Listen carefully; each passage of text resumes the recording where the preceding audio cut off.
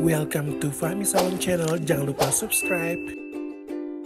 Tahun 2016, saat itu aku masih bekerja di sebuah koperasi kopi di Aceh Tengah. Daerah yang terkenal sebagai penghasil kopi terbaik di Indonesia.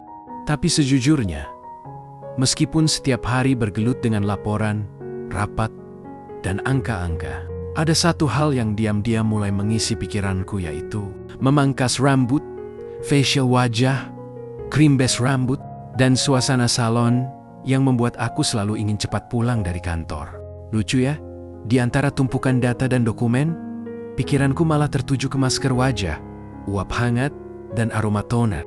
Tapi itu kenyataan. Setelah pulang kerja, aku punya kebiasaan mampir ke salon Punch di Pinangan Kota Takengon, milik Mak Mahdio, lelaki lembut dan ramah yang jadi salah satu orang pertama yang membuka jalanku ke dunia salon. Di sana ada juga Mbak Lis, lelaki kemayu berlogat Jawa medok yang cepat jadi teman dekatku. Aku tidak pernah kursus resmi. Semuanya aku pelajari dari melihat, mencoba dan bertanya. Otodidak, tapi penuh semangat. Lama-kelamaan, aku mulai berani mengambil pelanggan facial wajah. Awalnya teman dekat, lalu tetangga. Lalu mulai banyak yang minta datang ke rumah mereka. Aku juga membuka layanan facial wajah kecil-kecilan di rumah. Di salah satu ruang di rumah keluargaku tinggal di Tetunjung, masih di Kota Takengon. Hanya pakai alat sederhana, tempat tidur busa, dan cermin kecil. Tapi dari sana, aku merasa aku cocok di sini. Sampai suatu hari, kabar itu datang. Ma Ami, pemilik Ami Salon, dan dia punya satu salon lagi yang bernama Ami Salon 2. Dia dikenal sangat lembut dan baik hati, memutuskan untuk menghentikan operasional Ami Salon 2 dan dia akan menjualnya. Awalnya, aku hanya berniat membeli alat-alat facial wajahnya saja. Itu saja sudah cukup membahagiakan. Tapi ternyata, Ma Ami menawarkan satu salon penuh lengkap dengan peralatan dan interior dengan harga miring. Aku terdiam dan hanya mendengar. Pulang ke rumah, aku cerita ke Mama. Kukira beliau akan ragu, tapi ternyata, kalau harganya memang cocok dan kamu suka, ambil saja. Coba dulu, katanya. Dan mulai dari situ, yang awalnya cuma niat beli alat facial, malah jadi punya salon sendiri. Nama salonnya pun aku rubah. Bukan lagi Ami Salon 2, tapi menjadi Fahmi Salon. Lucunya, meskipun salonnya sudah jalan, aku masih tetap kerja di kantor koperasi kopi di Toa Pegasing. Aku menjalani kedua rutinitas ini sekaligus. Pagi hari aku ke kantor dan sore aku kembali ke Fahmi Salon. Aku bersyukur di umurku yang ke-27 tahun, aku sudah punya usaha waktu itu. Aku sangat senang. Setelah memantapkan hati dan menyetujui tawaran Ma Ami, akhirnya aku membeli seluruh isi Ami Salon 2. Bukan cuma alat facial wajah seperti rencanaku di awal, tapi semuanya. Kursi salon, cermin, meja, steamer, bahkan sisir-sisir dan botol kosong pun aku terima dengan penuh semangat. Tapi rupanya, pembeliannya bukan hanya soal barang. Ini Mak Koko ya, dia udah biasa kerja di sini. Kalau kamu setuju, dia bisa lanjut bantu kamu juga, kata Ma Ami waktu serah terima. Mak Koko, beliau adalah lelaki kemayu paruh baya yang ramah dan sudah akrab dengan pelanggan Ami Salon 2. Dan sejak hari itu, otomatis, Mak Koko jadi bagian dari Fahmi Salon. Aku masih ingat jelas hari pertama kami masuk salon itu bukan sebagai pelanggan, tapi sebagai pemilik dan pekerja. Salon itu masih seadanya. Beberapa alat rusak, lampunya redup, dinding sedikit berjamur, tapi semangatku justru sedang penuh-penuhnya. Setiap aku pulang dari kantor koperasi kopi atau saat libur kerja, aku langsung ke salon, bersihin kursi, mengecek steamer, mengganti lampu, susun ulang meja facial, dan setiap sudut yang kusentuh seperti bicara dalam hati, ini ruang baru untuk langkah baru. Hari-hari pertama belum ramai, tapi 1-2 pelanggan mulai berdatangan. Ada yang mau hermas rambut, ada yang potong rambut, Dan setiap kali itu terjadi, semangatku meledak seperti anak kecil dapat kado ulang tahun. Aku perhatikan betul cara Mak Koko bekerja. Tangannya cekatan, rapi, dan cara bicaranya santai tapi ramah. Dari dia, aku banyak belajar. Hal-hal baru yang belum pernah kudalami meski aku sudah kenal dunia salon sejak di SMA. Tapi, seperti hidup yang tak pernah datar. Ujian pertama datang setelah 2 bulan salon ini berjalan. Suatu sore, Mak Koko menghampiriku. Suaranya agak pelan, seperti nggak enak mau ngomong. "Fahmi, aku kayaknya harus pulang ke Medan. Udah waktunya. Aku nggak bisa bantu di sini lagi." Aku diam, menelan kalimat itu perlahan. Salon ini belum benar-benar stabil. Aku masih kerja di koperasi kopi. Dan Mak Koko adalah satu-satunya orang yang benar-benar paham ritme salon ini. Tapi aku hanya tersenyum dan jawab, "Kalau itu yang terbaik, nggak apa-apa." "Terima kasih udah bantu aku di awal ya, Mak," jawabku. Malam itu, setelah salon tutup, aku duduk sendirian di depan cermin yang lampunya baru saja kuperbaiki seminggu sebelumnya. Aku lihat bayanganku. Gunting di satu sisi, handuk di sisi lain. Dan untuk pertama kalinya, aku merasa bahwa salon ini sekarang sepenuhnya tanggung jawabku sendiri. Setelah Mak Koko pamit pulang ke Medan, suasana salon langsung terasa berbeda. Tak ada lagi suara langkahnya, tak ada lagi yang menyapu rambut sambil bersenandung, tak ada tawa kecilnya saat bercanda dengan pelanggan. Dan sejak hari itu, Fahmi Salon buka hanya separuh hari. Dari pagi sampai siang, salonnya tutup karena aku masih bekerja di koperasi kopi. Salon baru kembali buka setelah aku pulang kantor, biasanya menjelang sore. Satu sore, aku pulang dengan langkah pelan. Kulihat dari kejauhan, pintu kayu itu masih tertutup, kusam seperti biasa. Dindingnya pun masih belum sempat aku cat, dan cat lama mulai terkelupas di beberapa sisi. Tapi tetap saja, itu tempatku. Aku buka pintu, masuk. Tidak ada pelanggan. Hanya derit kursi dan aroma lotion yang tersisa dari hari sebelumnya. Aku duduk di depan cermin yang lampunya baru-baru ini mulai satu persatu padam. Aku pandangi wajahku, mataku. Apa aku bisa jalani ini sendirian? Aku menghela napas panjang. Hari itu, aku mulai tanya-tanya ke teman-teman. Ada nggak yang bisa bantu aku di salon? Belum genap seminggu sejak Mak Koko pergi, aku dengar kabar. Joda, lelaki kemayu berusia 20-an, dengan kulit hitam eksotik yang mencolok dan senyuman hangat, sedang tidak bekerja. Salon tempat dia kerja akan tutup. Rasanya seperti semesta jawab doa yang tak sempat terucap. Aku hubungi Joda, kami ngobrol sebentar. Tak lama, aku jemput dia sendiri, dan kami langsung ke salon. Sejak saat itu, semangatku bangkit lagi. Ada tawa, ada cerita, ada suara hair dryer yang hidup kembali. Dan yang paling penting, salon ini tidak sepi lagi. Bersama Joda, aku mulai mendesain ulang sedikit interior. Bikin promosi kecil-kecilan di Facebook, Instagram, dan status WhatsApp. Upload foto hasil facial wajah, smoothing rambut, post kata-kata manis. Bahkan kadang cuma upload senyuman pelanggan dengan caption singkat. Alhamdulillah. Perlahan tapi pasti, pelanggan mulai berdatangan lagi. 1 facial, 2 blow rambut, lalu potong poni anak sekolah. Dan dari sanalah, roda kecil ini kembali berputar. Lokasi salon waktu itu masih di Wariji, Takengon. Lokasi salonnya lumayan strategis, tapi punya kesetiaan tersendiri dari para tetangga dan pelanggan awal. Dan dari ruang kecil itulah, perjalanan Fahmi Salon terus berlanjut.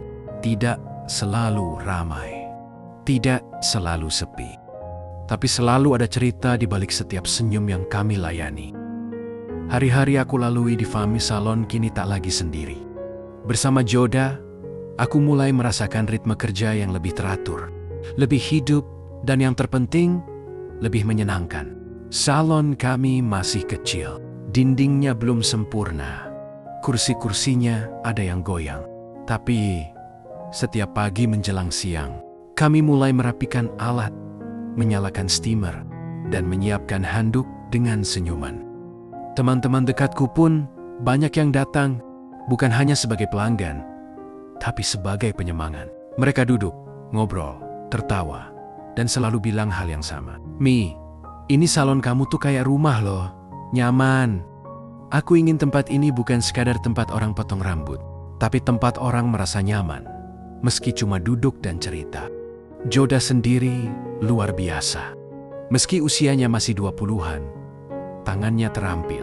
Potongan rambutnya presisi, teknik clawringnya halus. Dan saat dia menangani smoothing, hasilnya selalu bikin pelanggan senyum puas waktu bercermin.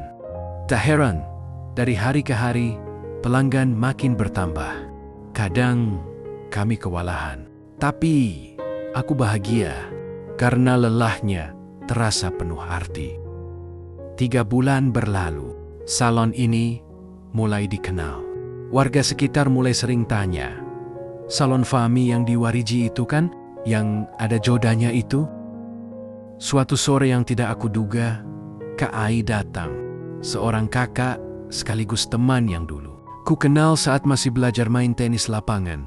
Tapi sekarang, Kak Ai bukan sekadar teman. Beliau adalah pimpinan unit Bank Rakyat Indonesia BRI saat itu. Kami ngobrol ringan di kursi tunggu, sampai akhirnya dia bertanya dengan nada serius, tapi ramah. "Mi, kamu sudah pernah ambil KUR untuk salonmu? Kredit, usaha rakyat?" Aku bahkan belum terpikir sejauh itu. Aku terdiam sejenak. Kak Ai lalu menjelaskan bagaimana KUR bisa bantu aku membeli alat-alat baru, memperbaiki fasilitas, atau bahkan renovasi sedikit agar salon ini makin layak dan nyaman.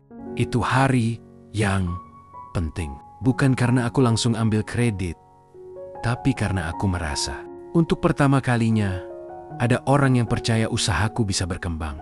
Salon kecil yang dulunya cuma dari alat facial bekas, kini mulai dilihat sebagai usaha yang pantas dibantu. Dan semuanya dimulai dari sebuah pintu kayu di Wariji, yang dulu kusam dan sepi. Kini mulai membuka harapan baru yang lebih terang. Setelah Kak Ai menawarkan kredit usaha rakyat KUR untuk salonku, aku nggak langsung menjawab. Tapi malam itu, aku mikir lama. Apa aku benar-benar bisa kelola pinjaman? Apa usahaku cukup layak? Tapi saat aku lihat cermin yang lampunya mulai rusak dan wastafel yang mulai retak, aku tahu jawabannya. Aku nggak bisa diam di tempat. Aku harus bergerak. Didukung oleh keluarga aku juga. Aku mulai mengurus semua persyaratannya. Bikin proposal sederhana. Mengurus data diri, minta surat keterangan, dan semua hal yang diminta oleh pihak bank. Dan 10 hari kemudian, dana KUR sebesar 25 juta rupiah cair ke tanganku. Jujur, aku kaget. Tanpa agunan seperti tanah atau sertifikat, aku bisa dapat modal sebesar itu. Buat aku yang dulu cuma facial door to door, ini bukan cuma uang, tapi kepercayaan. Tapi setelah uang di tangan, aku sadar toko salon yang sekarang udah nggak bisa dipertahankan. Dindingnya kayu tua, banyak seng bocor di mana-mana. Kamar mandinya rusak, dan beberapa bagian bangunan mulai lapuk. Pelanggan pun kadang komplain soal kenyamanan. Maka aku mulai cari lokasi baru. Keliling kota Takengon, naik motor, muter-muter bersama dengan mama yang setia menemani. Sehari, 2 hari, belum ketemu yang cocok. Entah terlalu mahal, terlalu sempit, atau enggak strategis. Aku curhat ke teman-teman, salah satunya Amoy, lelaki kemayu yang kerja di Ami Salon, pemilik salon yang dulu aku beli salonnya. Dia bilang, "Coba cari ruko aja Mi, yang murah tapi strategis. Tapi jangan buru-buru, pasti ada kok."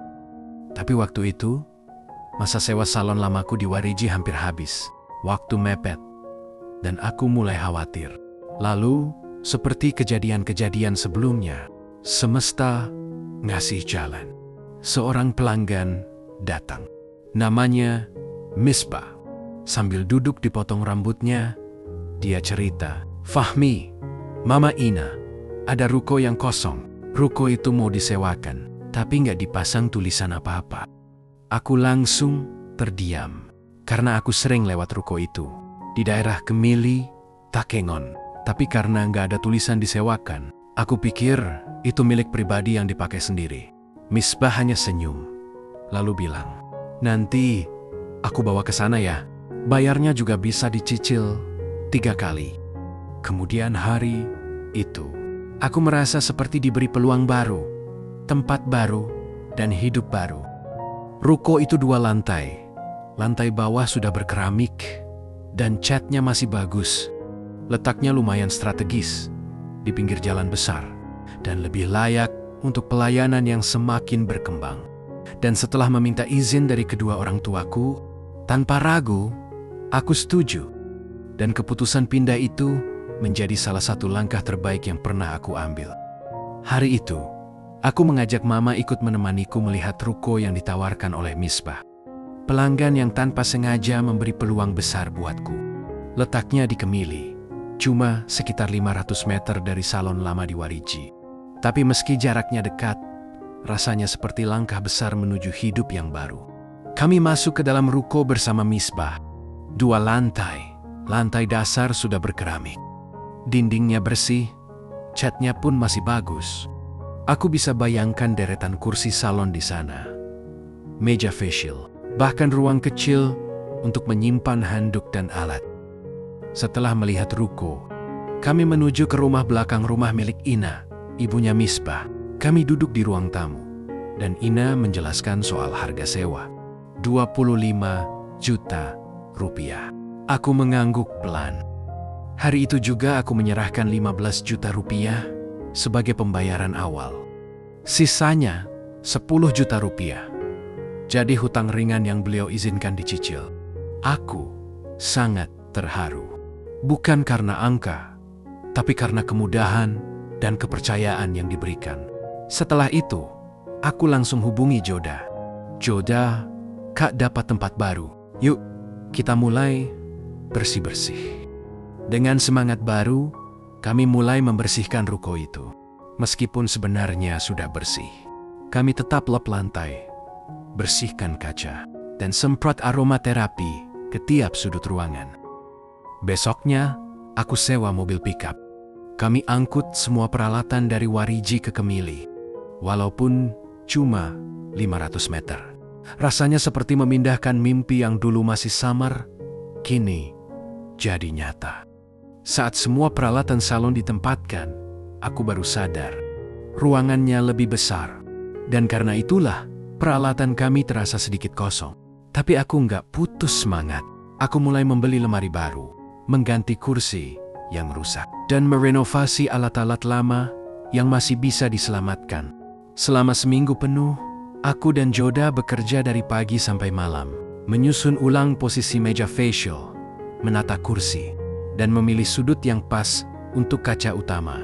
Dan setelah semuanya siap, Fahmi Salon resmi buka di lokasi baru. Aku langsung bikin promosi, status di WhatsApp, postingan Instagram, membuat foto before after treatment, dan sedikit teaser kini hadir di Kemili Kota Takengon. Alhamdulillah, pelanggan baru mulai datang. Beberapa dari pelanggan lama masih setia mampir. Tapi yang paling bikin bahagia, ada wajah-wajah baru yang pertama kali datang dan bilang, "Salon ini kayak bersih dan adem ya." Dan aku hanya bisa senyum kecil sambil bilang, "Terima kasih. Berizin ya, Bo. Ini rumah baru kami." Setelah Fahmi Salon resmi pindah ke Kemili, jujur saja, aku merasa lebih lega.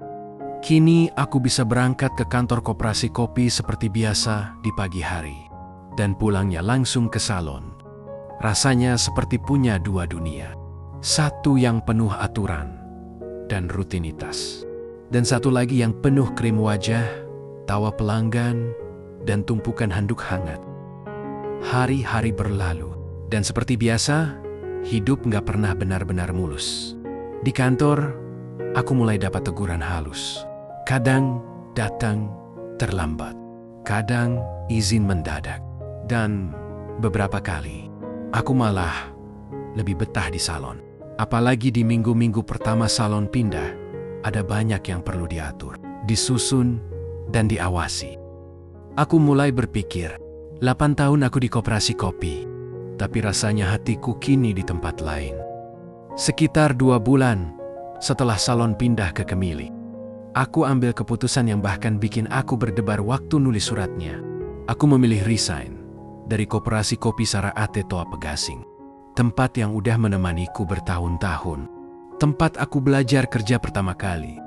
Tapi, aku tahu ini saatnya. Pertengahan tahun 2017, aku resmi berhenti kerja dan mulai fokus sepenuhnya di Fahmi Salon. Hari-hariku berubah. Dari pagi, aku sudah di salon. Bersama Joda, kami kerja bareng, belajar bareng, dan tumbuh bareng. Joda bukan cuma karyawan, tapi juga teman belajar. Dari dia, aku pelan-pelan memperdalam teknik smoothing. Bagaimana cara coloring, bahkan potong poni gaya Korea. Aku juga mulai berkumpul dengan teman-teman sesama stylist. Ada yang baru kenal, ada yang udah kenal sejak lama. Beberapa dari mereka juga seperti aku, lelaki kemayu yang penuh warna dan cerita. Mereka sering datang ke salon, kadang untuk perawatan, kadang untuk ngobrol, tapi kehadiran mereka selalu bikin suasana lebih hidup. Salon kami mulai ramai, bukan hanya oleh pelanggan, tapi juga oleh tawa, cerita, dan dukungan. Ada hari di mana semua kursi terisi. Ada juga hari di mana kami cuma duduk bareng, sambil nyeruput kopi, dan cerita tentang pelanggan rewel. Tapi satu hal yang aku tahu pasti, untuk pertama kalinya dalam hidupku, aku bekerja di tempat yang benar-benar aku pilih sendiri. 3 bulan sudah Fahmi Salon berjalan di lokasi barunya di Kemili, Takengon. Aku dan Joda makin kompak, makin paham ritme satu sama lain. Hari-hari kami dipenuhi pelanggan yang datang silih berganti. Kadang datang sambil bercerita, kadang pergi sambil tersenyum puas. Dan setiap keluhan yang datang, aku terima dengan senyum dan rasa syukur. Masih ada yang percaya untuk datang ke sini. Mama juga sering datang dengan adekku. Kadang hanya melihat-lihat, kadang bantu menyapu, kadang duduk sambil menyemangati. Kehadirannya, sekecil apapun, selalu membawa tenang. Secara perlahan, keuangan salon mulai stabil. Dari uang yang masuk, aku mulai menyisihkan untuk membayar cicilan sewa ruko.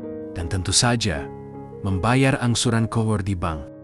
Setiap rupiah yang keluar, aku catat. Karena aku tahu, ini perjuangan jangka panjang. Tapi, malam itu, semuanya berubah. Malam yang tak akan pernah aku lupakan sepanjang hidupku. Malam itu, suasana di salon seperti biasa. Pelanggan terakhir sudah pulang. Joda naik ke atas, dan dia ke lantai 3 untuk menenangkan pikiran katanya. Ruang terbuka tempat dia biasa bersantai malam-malam. Aku di lantai 2. Kamarku tepat di sebelah kamar Joda. Tiba-tiba, aku dengar langkah kaki. Lantai terasa bergetar. Aku pikir, mungkin Joda lari-larian sambil telepon atau ngajak teman nongkrong. Aku tidak peduli. Sampai tiba-tiba, pintu kamarku didorong keras. Prok. Aku langsung bangun. Panik. Sekitar 15-20 pemuda masuk ke kamarku di lantai 2. Suasana berubah seketika. Ada apa ini? Teriakku yang masih heran dan bingung. Belum sempat aku mencerna. Dari atas, aku dengar suara teriakan Joda. Aku keluar kamar, dan mataku membeku. Joda diseret dari lantai 3. Rambutnya ditarik. Tubuhnya ditarik turun ke lantai 2. Mereka ditempatkan di ruangan tengah, tempat biasa kami nongkrong. Dan ada 2 orang teman Joda juga yang ditarik bersama Joda. Aku berdiri membantu. Tidak tahu harus lari, membantu, atau menjerit. Salah satu pemuda teriak lantang ke arah Joda. Pakai benda terlarang juga kalian ya? Kalimat itu menghantam dadaku seperti batu. Telingaku berdengung. Nafasku pendek. Aku lemas. Aku tak tahu kebenarannya. Aku hanya tahu malam itu aku takut. Bukan hanya takut untuk Joda, tapi juga takut untuk semuanya. Untuk salonnya, untuk reputasiku, untuk hidup yang sedang kutata. Malam itu hanya ada satu hal yang bisa kulakukan. Duduk, diam, dan berharap ini cuma mimpi buruk. Malam itu, Joda duduk di lantai 2, di tengah lingkaran pemuda-pemuda yang datang tiba-tiba. Nafasnya ngos-ngosan, wajahnya cemas, dan di depan semua orang, dia mengatakan dia memakai barang itu hanya untuk menenangkan pikiran. Aku terdiam. Rasanya seperti lantai yang kupijak ikut roboh bersamaku.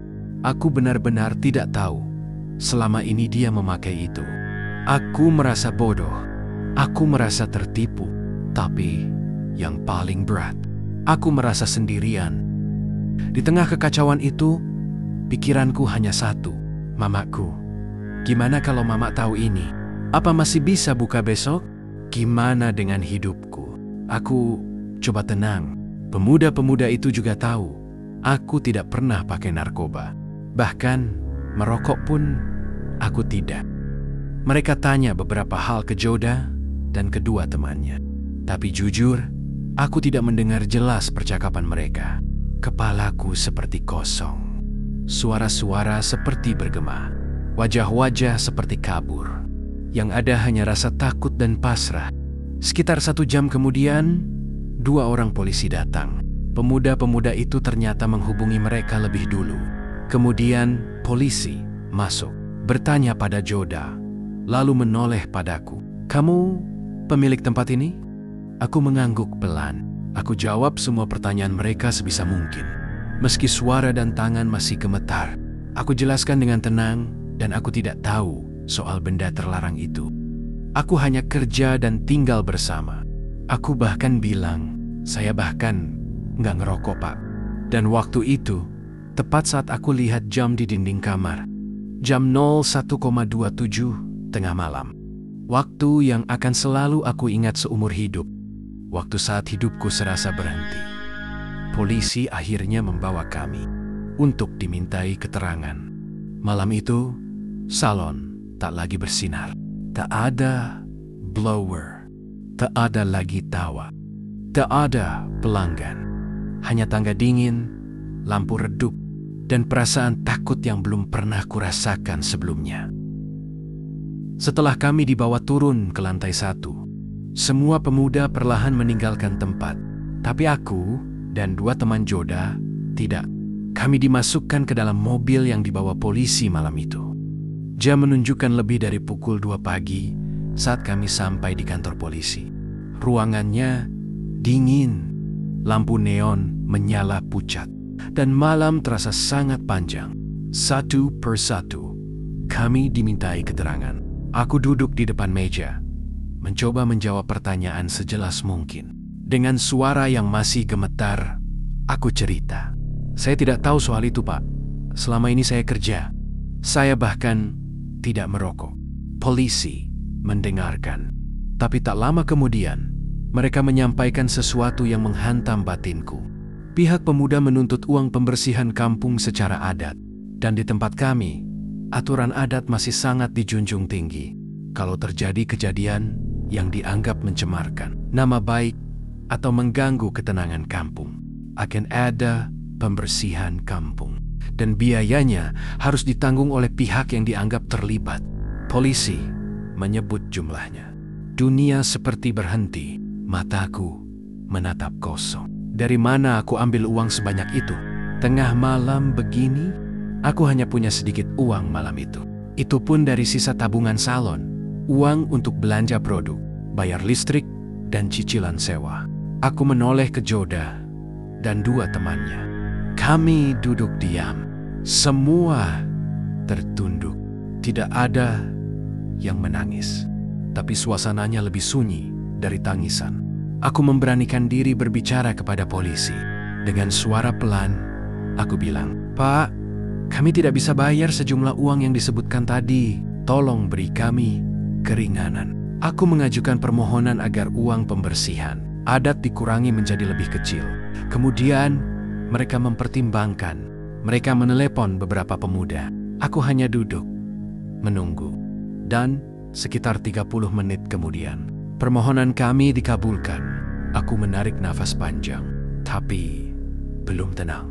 Karena aku tetap belum punya uang sebanyak itu malam itu. Aku minta izin untuk menggunakan telepon. Dan orang pertama yang aku hubungi adalah Bang Iwan. Beliau adalah senior kami di dunia salon, sekaligus pemilik toko perlengkapan salon terbesar di kota ini.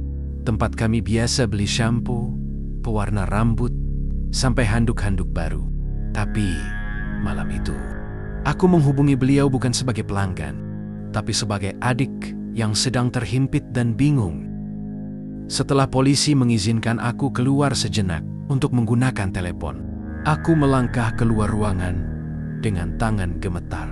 Jam sudah hampir pukul 3 pagi, tapi satu nama muncul jelas di kepalaku, yaitu Bang Iwan, senior kami di dunia salon. Seseorang yang aku percaya sejak dulu. Tempat aku biasa beli produk, tapi malam itu aku tidak menelepon sebagai pelanggan. Aku menelepon sebagai adik yang sedang benar-benar ketakutan. Telepon tersambung. Assalamualaikum. Suaraku pelan, nyaris pecah. Waalaikumsalam. Kenapa Mi malam-malam nelpon? Suaranya berat. Mungkin baru terbangun.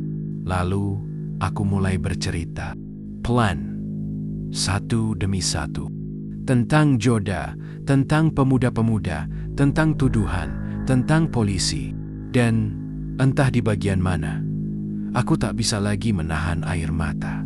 Aku menangis di telepon malam itu. Suara Bang Iwan berubah cemas. Tenang Mi, aku kesana sekarang. Jangan takut ya. Setelah menutup telepon, aku teringat satu nama lagi. Orang itu adalah Bella, teman satu dunia, satu rasa, satu perjuangan. Pemilik salon besar di kota ini. Aku menghubunginya. Dan sama seperti Bang Iwan, dia juga langsung datang. Tapi satu nama tidak bisa aku hubungi malam itu. Mamek. Tidak mungkin aku mengabarkan ini sekarang. Tidak malam ini. Aku duduk sendirian di depan kantor polisi. Udaranya sangat dingin, tapi bukan udara yang membuatku menggigil. Itu adalah kenyataan. Tak lama kemudian, Bang Iwan datang. Aku langsung berdiri, memegang tangannya. Dan tanpa kata, aku menangis di pelukannya. Semua emosi yang kutahan dari jam 1 malam akhirnya tumpah. Tangis itu bukan karena malu, tapi karena aku lelah. Lalu Bella datang. Dia duduk di sebelahku, menepuk bahuku, dan berkata, "Sabar dan tenang, Mi. Kamu enggak sendiri." Aku ceritakan semuanya. Tentang uang yang harus segera dibayar. Tentang aku yang hanya punya sedikit di dompet malam itu. Tapi malam itu, semuanya juga sedang tidak punya uang. Bang Iwan baru selesai belanja stok produk. Bella juga baru memberikan gaji karyawannya. Jadi sudah terpakai. Mereka tidak bisa bantu banyak malam itu. Tapi mereka akan bantu kekurangannya nanti. Dan di depan kantor polisi, kami bertiga duduk dalam diam. Tidak tahu harus apa. Tidak bisa berbuat apa. Tapi bersama. Dan malam itu terasa sangat panjang sekali. Di tengah kegelisahan malam itu, saat aku masih duduk di depan kantor polisi bersama Bang Iwan dan Bella, muncul pertanyaan dari mereka berdua. "Mi, kenapa kamu yang harus bayar uang itu? Bukannya mereka pelakunya?" Aku terdiam. Aku juga tidak tahu harus menjawab apa. Mungkin karena aku pemilik tempat. Mungkin karena malam itu aku yang dianggap bertanggung jawab. Tapi yang aku tahu, kalau uang itu tidak dibayar, besok hidupku tidak akan tenang.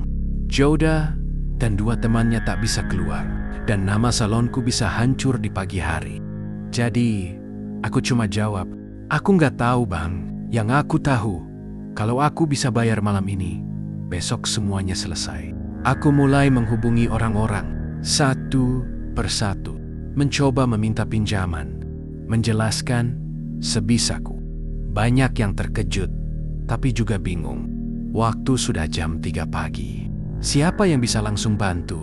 Tapi Maami, pemilik salon yang dulu menjual tempatnya padaku, akhirnya bersedia bantu. Kami langsung ke salonnya jam 4 pagi untuk ambil uang itu. Masih kurang banyak. Tapi tiba-tiba aku ingat, aku punya uang. Aku pernah titipkan ke Kak Ulis, tetangga salonku dulu di Wariji. Aku hubungi dia, aku ceritakan semuanya. Dan dia terkejut bukan main. Tanpa tanya panjang, dia langsung bilang, "Yuk, kita ambil uang itu." Tapi uangnya ada di rumah Kak Desi. Kak Desi adalah kakak kandungnya. Kami naik motor bersama. Udara masih gelap. Kota masih sunyi. Tapi pikiranku riuh. Hatiku masih berkecamuk. Tepat azan subuh pertama berkumandang, aku dan Kak Ulis tiba di rumah Kak Desi. Ketukan kami cukup keras. Karena suasana panik masih membalut semua gerak. Pintu dibuka. Kak Desi terkejut. Belum sepagi itu ada orang yang datang. Apalagi dengan wajah setegang aku. Aku langsung cerita. Nafas masih pendek. Suara masih parau. Tapi aku ceritakan semuanya. Tentang malam itu. Tentang uang yang diminta. Tentang teman yang ditahan. Tentang rasa takut dan rasa malu yang belum reda. Kak Desi mendengarkan dengan serius. Lalu dia berkata, "Kamu nggak pakai barang itu kan?" Tanya Kak Desi, memastikan. Dan tentunya aku menjawab dengan pasti bahwa aku tidak pernah menyentuh barang itu seumur hidupku. Lalu Kak Desi berkata, "Tunggu sebentar ya Mi, kakak mau telepon seseorang." Dan di detik itulah cahaya pertama mulai datang. Setelah Kak Desi menutup telepon, ia hanya menatapku dan berkata, "Ayo, kita ke kantor polisi." Aku tak berani bertanya, tapi dalam hati, aku bertanya keras. Siapa yang dia telepon tadi? Kenapa nada bicaranya begitu yakin? Kami bertiga, aku, Kak Desi, dan Kak Ulis, naik motor menuju kantor polisi. Hari masih gelap dan udara sangat dingin. Tapi napasku mulai tenang. Karena aku tidak lagi sendirian. Di kantor polisi, Bang Iwan dan Bella masih menunggu. Wajah mereka lelah. Tapi mereka tetap di sana. Tidak ada yang pulang. Kak Desi langsung melangkah ke bagian dalam. Dia minta bertemu dua petugas yang tadi menangkap kami. Bang Iwan ikut menemaninya. Dari kejauhan, aku melihat percakapan mereka tidak biasa. Ada nada serius. Sesekali gestur tangan. Sesekali Kak Desi menunjuk keluar. Mungkin ke arahku. Aku duduk bersama Kak Ulis dan Bella. Seperti seseorang yang sedang diseret pelen-pelen keluar dari mimpi buruk. Lalu, tiba-tiba, suara keras terdengar dari dalam. "Ulis, bawa pulang Fahmi ke rumah." Bukan dia yang harus tanggung jawab. Bawa pulang Fahmi. Itu suara Kak Desi. Tegas, lantang, penuh keberanian. Aku langsung menoleh. Aku tak percaya Kak Desi yang sehari-hari jual boneka bisa sekuat itu. Bahkan petugas pun terdiam. Bukan karena dia keras, tapi karena dia yakin aku tidak pantas memikul semua ini. Kak Ulis segera mengeluarkan motornya. Tanpa bertanya apa-apa, dia langsung menjemputku dan berkata, "Yuk Mi, kita pulang." Aku diantar pulang. Di belakang, Bang Iwan dan Bella mengikuti. Sepanjang jalan, aku seperti masih di dalam mimpi.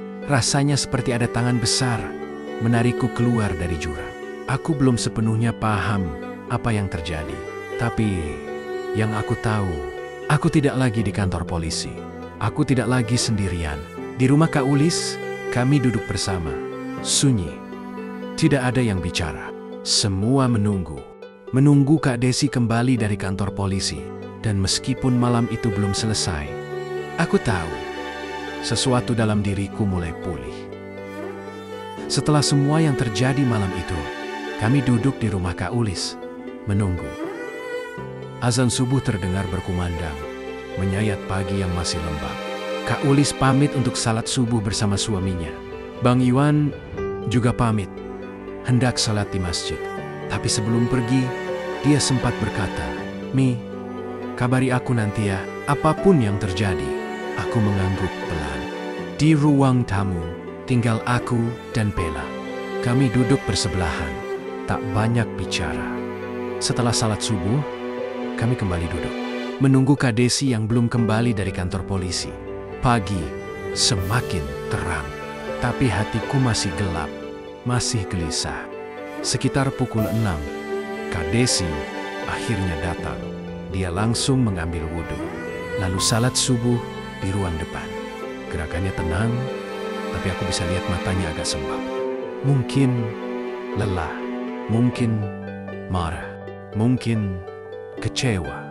Setelah selesai, dia duduk di antara kami. Aku menatapnya, ingin bertanya sejak tadi. Dan akhirnya, dengan pelan aku tanya, "Kak, sebenarnya tadi kakak telepon siapa?" Kak Desi hanya menghela napas dan menjawab, "Salah satu kenalan aja, Mi. Yang penting kamu sekarang aman." Lalu dia menatapku tajam, tapi lembut. "Tapi tolong, Mi. Salon kamu tutup dulu seminggu ini, supaya suasana bisa reda. Biar nggak ada yang aneh-aneh." Aku menunduk. Tidak tahu harus sedih, kecewa, atau bersyukur. Tetapi aku tahu, Kak Desi benar. Aku mengangguk perlahan. Pukul 7 lebih. Ponselku bergetar. Nama Mama muncul di layar. Rasanya seperti jantungku ikut berhenti. Apakah Mama tahu? Dari mana Mama tahu? Apa yang harus aku bilang? Aku mematung. Takut suara tangisku meledak begitu mendengar suaranya. Telepon berdering lagi. Aku tahu aku harus jawab, tapi aku belum siap. Bella menoleh ke arahku. Dia bilang, "Harus tenang." Aku menarik napas dalam-dalam, mengatur suara, dan menjawab, "Assalamualaikum, Ma." Dengan suara yang kupaksakan tenang, meskipun di dalam hatiku masih bergetar hebat. Pagi itu, sekitar jam 7:30, ponselku berdering. Nama Mama muncul. Aku masih gemetar, tapi aku sudah siap mengatur suara. "Assalamualaikum, Mi." "Di mana?" Suara Mama di ujung telepon, tenang seperti biasa. "Di salon, Mad." Jawabku pelan. Lidahku berat, tapi aku berusaha tetap terdengar biasa. Aku tidak tahu apakah Mama sudah dengar kabar itu dari orang lain. Aku takut, tapi yang Mama ucapkan malah, "Nanti ke rumah ya, antarkan ayah ke puskesmas. Adikmu jaga konter PS, lagi rame." Dan aku hanya bisa menjawab, "Iya, Mak." Telepon terputus. Aku terdiam. Mama belum tahu. Tapi sampai kapan? Kak Desi pamit pulang. Tapi sebelum pergi, dia menoleh padaku dan berkata, "Jangan ke salon dulu. Jangan keluar-keluar juga ya. Biar suasana tenang dulu. Kalau ada apa-apa, biar kakak yang urus." Kalimat itu seperti pelindung terakhir yang masih menutupi namaku. Aku hanya bisa mengangguk. Kak Ulis lalu berkata, "Kamu di rumahku aja dulu ya, Mi. Jangan pulang dulu, biar tenang di sini." Bella juga pamit pulang. Dia menepukku, memberi kekuatan tanpa banyak kata. Setelah semua pergi, aku mencoba berbaring sejenak, tapi pikiranku tidak ikut tidur. Aku mulai bertanya-tanya, bagaimana nasib Joda dan dua temannya? Apakah mereka masih ditahan?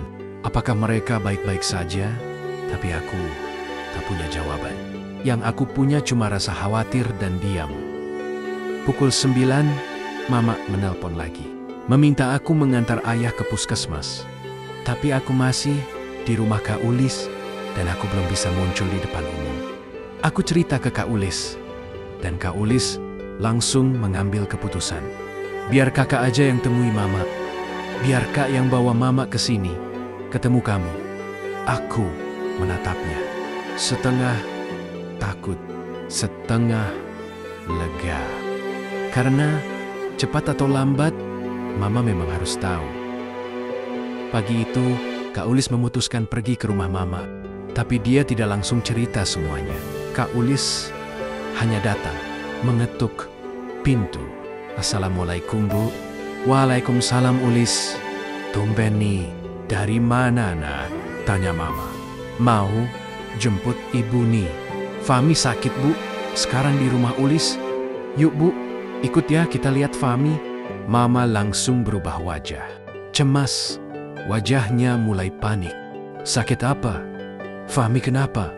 Tapi Kak Ulis hanya menenangkan. Gak apa-apa, Bu. Cuma kurang enak badan aja. Yuk, kita lihat dulu. Mama cepat-cepat berpakaian. Pamit ke ayah dan adikku. Lalu berangkat bersama Kak Ulis, menyusuri jalan pagi yang masih dingin. Tapi hati Mama sudah mulai panas oleh kekhawatiran. Dalam perjalanan, Mama bertanya lagi, Fahmi, kenapa, Lis? Tapi Kak Ulis tetap tenang. Gak apa-apa, Bu. Nanti lihat aja ya. Sampai di rumah Kak Ulis, Mama langsung masuk dengan langkah cepat. Dan begitu aku melihat sosok Mama masuk ke ruang tamu, aku tidak bisa berkata apa-apa. Aku langsung menangis. Sejadi-jadinya, tubuhku gemetar. Kepalaku menunduk. Air mata itu seperti membuka semua tekanan yang kutahan sejak malam itu. Mama terdiam dan menatapku. Wajahnya langsung berubah. Mi, kenapa, Nak? Tapi aku belum bisa bicara. Tangis sudah lebih dulu menjawab. Kak Ulis ikut menangis di sampingku. Dan di detik itu juga, Mama ikut menangis. Meski belum tahu apa-apa. Karena Mama tahu, tangisan seperti ini bukan karena demam, bukan karena batuk, tapi karena ada sesuatu yang sangat besar dan sangat menyakitkan sedang terjadi. Tangisan itu belum berhenti saat aku memeluk Mama erat-erat. Rasanya seperti aku kembali jadi anak kecil yang lari ke pelukan ibunya saat jatuh dan berdarah. Tapi kali ini lukanya tidak terlihat, lukanya di hati. Pelukan itu erat. Tangisanku justru semakin dalam. Mama hanya membelai punggungku, berusaha menenangkan. Walau aku tahu, dalam hatinya juga sudah mulai goyah. Setelah cukup tenang, aku menarik napas panjang. Duduk di samping Mama, lalu mulai bercerita tentang Joda, tentang malam itu, tentang para pemuda, tentang uang yang diminta, tentang polisi, tentang rasa takut, rasa malu, dan rasa bingung. Mama hanya duduk diam, mendengarkan. Sesekali aku lihat beliau menutup mulutnya, tentunya sangat terkejut. Tapi tidak berteriak, tidak marah, hanya lemas. Setelah aku selesai bercerita, Mama tidak langsung bicara, tapi beliau ambil ponselnya dan menelepon adikku di rumah. Aku mendengarkan percakapan itu. Ayah ke puskesmasnya besok aja ya. Fahmi lagi sakit. Mak jagain di rumah Kak Ulis dulu. Mama tidak bilang apa-apa tentang apa yang sebenarnya terjadi. Tidak ke ayah, tidak ke adik. Beliau menutupinya untuk keselamatan dan nama baikku, untuk melindungi anaknya. Siang hari, setelah kami makan bersama di rumah Kak Ulis, Kak Desi kembali datang. Kali ini dengan wajah sedikit lega. Ada kabar, katanya sambil duduk. Aku langsung menatapnya. Jantungku mulai berdegup lagi. Kabar apakah itu? Tentang siapa? Jodakah? Atau apa? Dan apakah ada hal baru lagi? Siang itu, Kak Desi datang membawa kabar. Wajahnya kali ini sedikit lega, lebih tenang. Keluarga Joda dan dua temannya sudah datang ke kantor polisi. Jadi mereka sekarang sudah diurus masing-masing keluarganya. Aku mengangguk pelan. Ada sedikit kelegaan, tapi juga kekosongan. Kak Desi melanjutkan. Salonnya jangan buka dulu ya. Kita lihat nanti situasinya. Aku hanya diam. Aku tahu, aku belum siap juga. Lalu Kak Desi menambahkan. Ada satu orang yang harus kamu temui besok pagi. Ucapkan terima kasih aja. Dia salah satu orang yang bantu kamu malam itu. Aku menatap Kak Desi penuh tanya. Siapa itu, Kak? Tapi dia hanya tersenyum pelan. Besok, kamu tahu. Menjelang maghrib, aku dan Mama pulang ke salon. Langkahku pelan, jantungku berat. Bahkan udara di sekitar salon pun terasa beda. Beberapa mata menatap dari kejauhan. Tetapi aku pura-pura tidak peduli. Begitu masuk, suasana salon sepi, berantakan, sunyi, dingin. Aku berdiri di tengah ruangan, dan air mata mulai jatuh pelan, tanpa suara. Mama tidak bicara, hanya memegang pundakku perlahan. Tidak ada kata. Tapi aku tahu beliau ikut terluka. Aku naik ke lantai 2, dan di tempat itulah semuanya terulang di benakku. Bayangan malam itu kembali muncul. Teriakan, langkah kaki, pintu yang digedor. Aku berdiri diam, lalu tangisan kembali pecah. Malam itu hanya aku dan Mama tidur di salon, tapi aku tidak bisa tidur.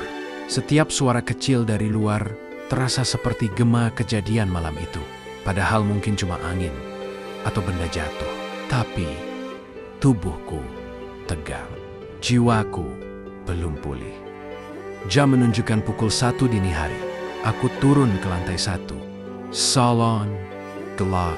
Aku duduk di tengah ruangan. Tempat yang dulu penuh tawa dan suara hair dryer, kini jadi ruang sunyi yang menyayat. Dan di sanalah aku menangis sejadi-jadinya, sekencang-kencangnya, sendirian. Menangisi semua yang terjadi. Menangisi salon yang aku bangun dari nol. Menangisi hidup yang seolah tiba-tiba dipatahkan. Menangisi luka yang tak tahu kapan sembuhnya. Malam itu, aku tidak mencoba kuat. Malam itu, aku hanya manusia biasa. Dan itu cukup. Pagi itu, Kak Desi datang menjemput ke salon. Hari ini kami akan bertemu dengan seseorang. Orang yang membuatku bebas malam itu. Mama juga ikut. Aku masih penasaran, tapi tetap diam. Aku membeli beberapa buah tangan sebagai tanda terima kasih. Kami pun berangkat menuju rumah orang yang Kak Desi maksud. Begitu sampai, kami melihat sebuah rumah besar, penuh taman dan bunga. Udara terasa sejuk. Halamannya rapi dan elegan. Beberapa penjaga menyambut kami dengan ramah, lalu mengarahkan kami ke ruang tamu. Tidak lama kemudian, seorang pria keluar dari dalam. Wajahnya ramah, senyumnya hangat. Beliau langsung bersalaman denganku dan semua yang hadir. Kak Desi membuka percakapan. Om, ini Fahmi yang Desi ceritakan malam itu. Beliau menatapku, tersenyum, lalu berkata pelan, "Sehat kamu, kan?" Aku mengangguk. "Sehat, Om. Alhamdulillah, tapi hatiku masih penuh tanya. Siapa sebenarnya beliau?" Tiba-tiba Mama bertanya dengan lembut, "Jadi Bapak yang bantu Fahmi malam itu?" Pria itu hanya tersenyum. "Kalau kita nggak salah, nggak usah takut. Semua udah kita lakukan, biar aman dan terkendali lagi. Yang penting kamu, Fahmi, jangan pernah menyentuh narkoba." Aku menunduk. Lalu, kalimat berikutnya membuatku tercekat. "Mulai besok, buka aja salonnya." Aku menatapnya, terkejut. "Buka? Besok, Om?" Beliau mengangguk. "Sudah tenang semuanya. Kamu harus terus semangat." Dalam hati, aku berkata, "Alhamdulillah, akhirnya aku bisa kembali berdiri." Kami berbincang sekitar 30 menit. Suasananya hangat, ringan, tapi sangat berarti bagiku. Sebelum pamit, aku berdiri dan mengucapkan, "Terima kasih, Om. Saya nggak akan pernah lupa kebaikan ini." Beliau hanya tersenyum dan mengangguk. Tidak minta dikenang. Tidak minta disebut siapa. Hanya ingin melihat aku berjalan lagi. Dalam perjalanan pulang, aku menoleh ke Kak Desi. "Kak, sebenarnya siapa beliau?" Kak Desi tersenyum, menatap ke depan. Itu hanya saudara kakak, jawabnya pelan, tanpa pernah menyebut nama atau jabatannya.